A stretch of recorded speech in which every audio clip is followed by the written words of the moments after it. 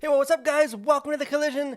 Daniel here, and I will confess, I was a Rescue Rangers kid growing up. Get out of here with your squeaky trio of singing Alvin and his brother Chickmunks. Now, we all know that the Rescue Rangers were the best rodents, kind of animated rodents. So I was excited for the new Rescue Rangers movie just dropping on Disney+. I've seen it, so let's talk about it.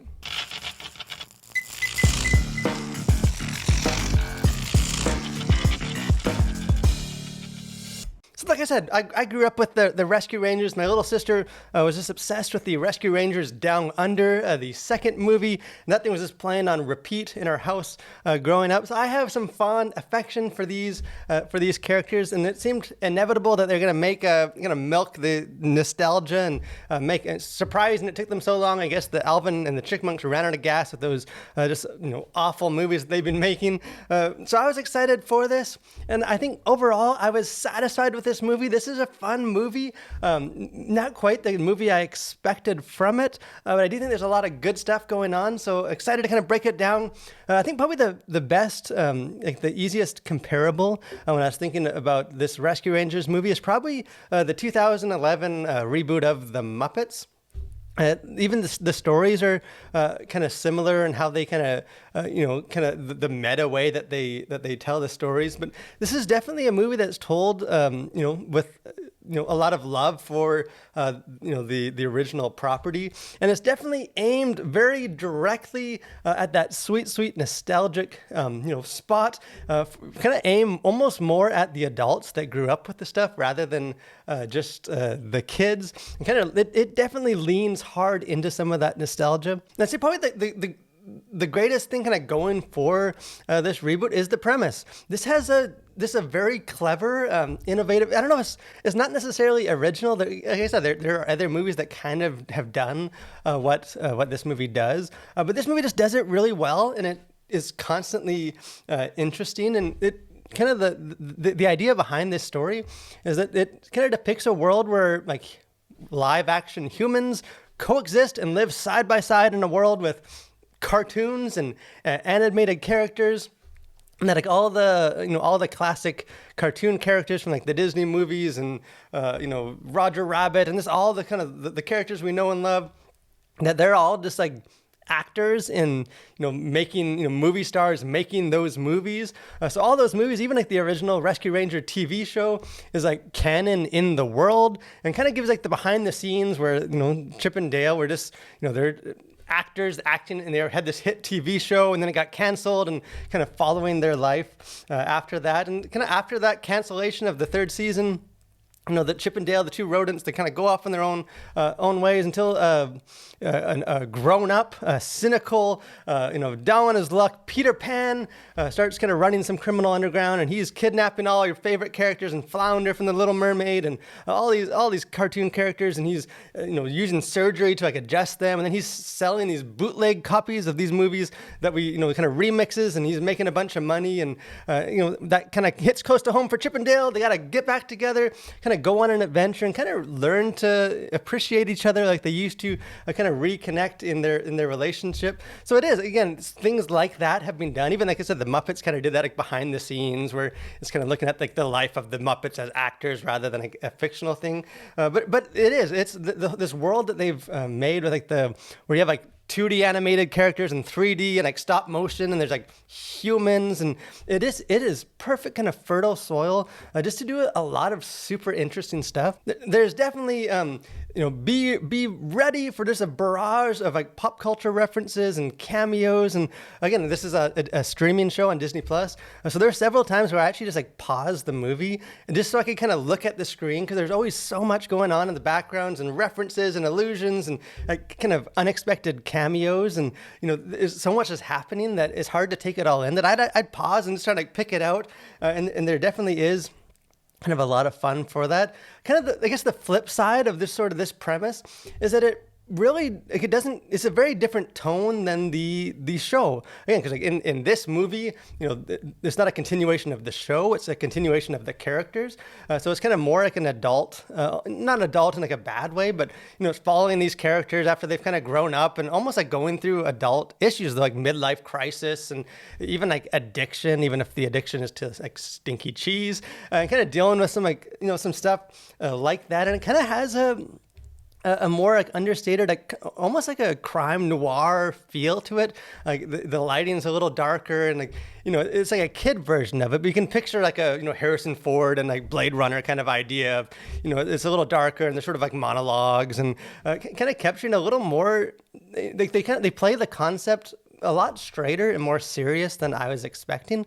This isn't like they don't lean into a whole lot of like the zany, silly stuff. They play it serious, and I think in some ways that that really works. But definitely it isn't kind of the crazy, kind of lighthearted, kind of this real goofy that I remember of like the original animated show. And that's not to say that this movie isn't fun. There's a lot of humor in this, but it isn't like the slapsticky kind of humor. It's more, in a lot of ways, it's very meta humor. And I think as someone that's plugged into pop culture, and I'm not a 10-year-old kid, I get a lot of the references. I find a lot of the stuff really funny, but I do think there is sort of a level of knowledge and pop culture awareness for where these things will work. Like, for example, probably the best case, if you're familiar with like, back when they were making the Sonic the Hedgehog kind of reboot live action movies lately, they released the first trailer and like they kind of had reanimated Sonic character to look very lifelike, and he just looked horrifying. And the internet, freaked out, and eventually the filmmakers went back to the drawing board and like remade the character and to resemble his cute self, and that's the version that we got in the first two Sonic movies. Well, the original rendering of Sonic shows up in this movie as ugly Sonic, and they kind of play a lot of humor off of, he's sort of like the reject version of the Sonic character, and he's sort of trying to find his place, and a lot of like, jokes like that are really funny if you kind of know the history of it. But they aren't necessarily like a thing that a kid will, like it's not as accessible as like a slapstick thing for kids. And like, the characters go to like the uncanny valley, and it's all these like, from the early days of 3D animation where like the faces like had these like dead eyes and they were very stiff. And like for someone that kind of has grown up in that era, it's hilarious. There's a ton of funny stuff. I just don't know if a lot of the humor in this movie is gonna connect with kids that don't know these references and don't have the nostalgia. So it's like a kids movie, but the humor is kind of aimed above their heads, more at the adults that were a kid when the original came on. But I will say, if the movie does kind of aim a little too high, maybe sometimes with the humor, the flip side of that is it doesn't aim too low, which is, again, as someone who has kids, that is a very welcome thing. This is not the Alvin and the Chipmunks movies. It's just loud and obnoxious, and you need some Tylenol after you leave the theater, and it's just like, potty jokes and fart gags and just noise. This movie is not that at all. If anything, it could have used maybe a little bit more of that. But I would say that the humor in general, and this is the whole tone, is just a bit more sophisticated, kind of for better or worse. I think it might turn off some kids. Kids might lose interest, but I do think it aims more at that kind of like sweet spot of this sort of universal kind of clever jokes and humor, rather than just trying to like throw in some crude stuff for the parents and some fart jokes for the kids. So I do think, as someone that has kids and that is maybe a bit older, that I did appreciate that it didn't just kind of stoop to the worst that a lot of these movies can do. As far as content to consider in this movie, profanity, there's nothing. Maybe the one when one of the Dale he has to get out of a situation, he starts rapping and it's terrible, and Chip kind of says, now I'm in hell, and that's kind of the one case of like maybe like a minor profanity.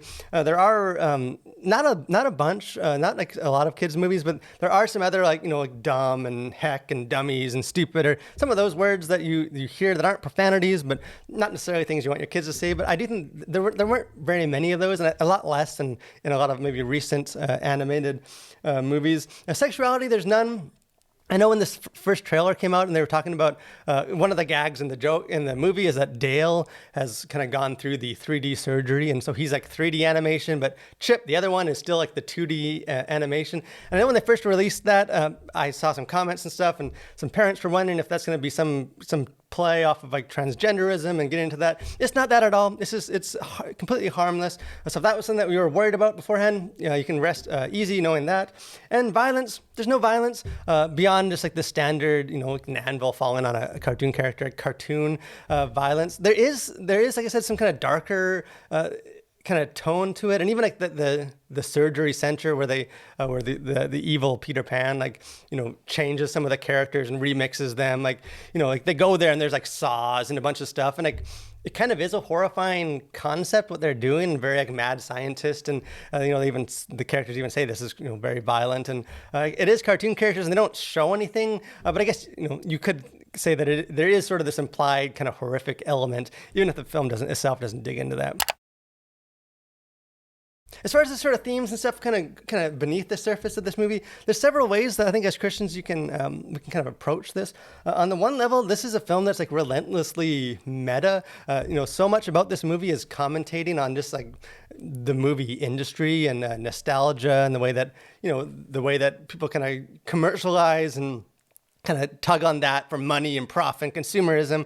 And it's sort of this weird meta thing where it gets kind of exposing that all the time, knowing that it's doing the very same thing, and it even makes jokes about towards that end, and hey, we should have the theme song, but we should have some pop star, famous pop star that sings it, and it's serious, and everyone just wants to listen to the original, and then the movie ends, and there's some pop star singing the song, and so it's very in on the fact that it sort of is the very thing that it's talking about. That's part of the humor. So I do think maybe as like on a very deeper level, especially maybe as older viewers, there is some stuff to think about for that. But I think for the most part, again, this is an animated movie about a 2D and a 3D rodent.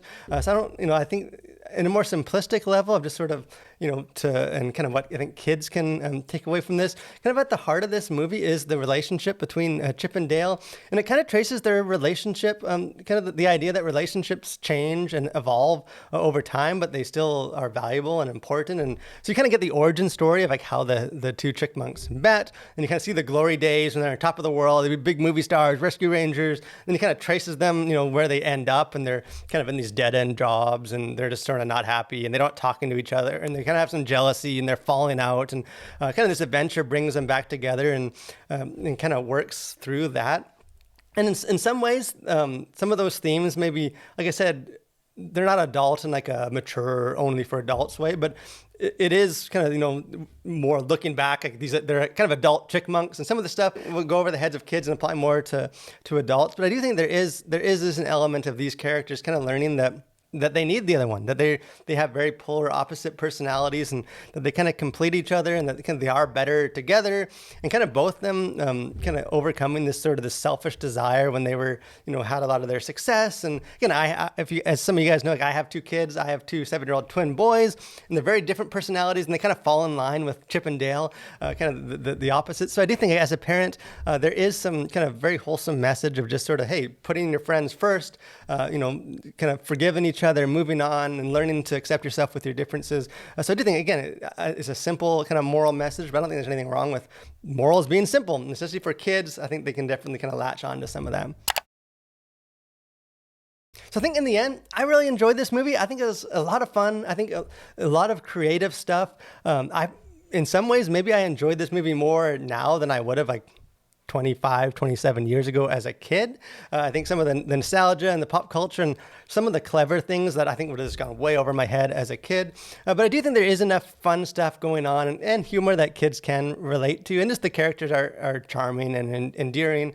That I do think this is a film that, parents don't need to worry. There's nothing off-putting or dangerous in this movie. It's a movie that parents can feel fine to let their kids watch. But I do think it's also one that parents don't need to dread having to sit down and watch with their kids, because there's definitely a lot of stuff that they will enjoy and find amusement in, just like I did. But hey, let me know if you guys watch this movie, whether you're just watching it alone as an adult, or if you're watching it with your kids, or if you cared about the Rescue Rangers, you never heard of them, you're more one of those monsters who's an Alvin and a Chickmunks kind of guy. Love to have those conversations if you saw anything kind of going on in this movie.